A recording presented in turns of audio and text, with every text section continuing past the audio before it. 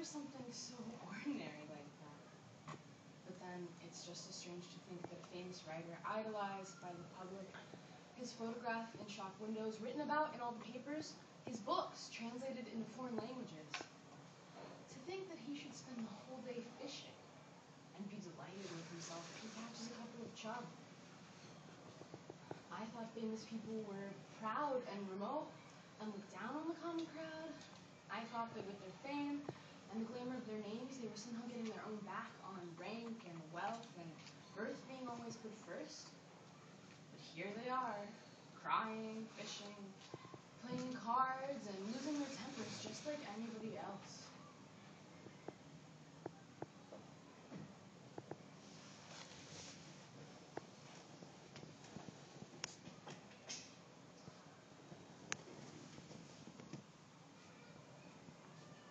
Are you alone here?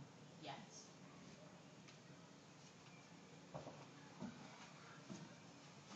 And what's that supposed to mean? I sank low enough today to kill this seagull. Now I lay it at your feet.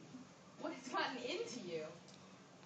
Soon, I'm going to kill myself in the same way. I don't know you like this. That's true. And I don't know you like that.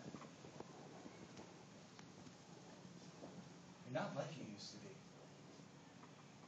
You look at me from so far away.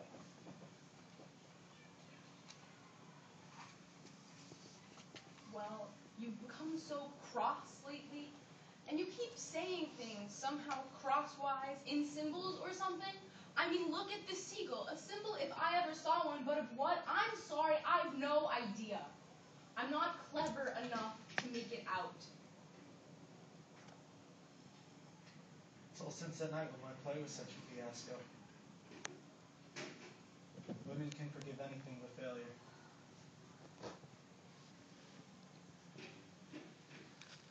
I burned it. Every last shred. You can't know how unhappy I am. Your detachment is literally terrifying. It's something inconceivable, as if I were to wake up one morning and this lake had gone, simply evaporated, or just run away into the ground.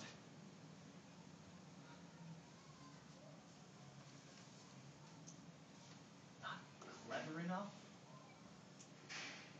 What is there to make out? My play was a failure. You despise my inspiration.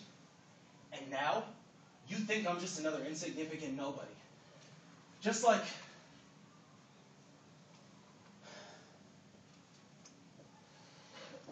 I know about this. Believe me, I do know about this. It's like having a nail hammered into my brain.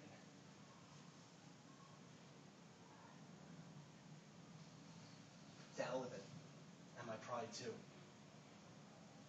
Feeds on me. Feeds on my blood like leeches. Sucks it out of me. Huh. And here comes the genuine article. Walking like Hamlet. He's even got the book. Words, words, words.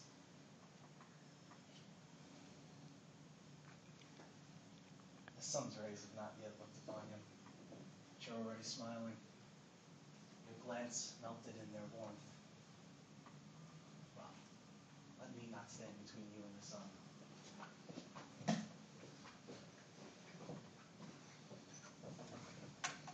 Takes snuff, drinks vodka, wears black, loved by teacher.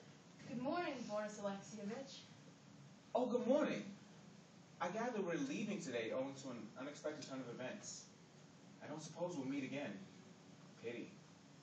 It's not often I have the occasion to meet young women, young and interesting women.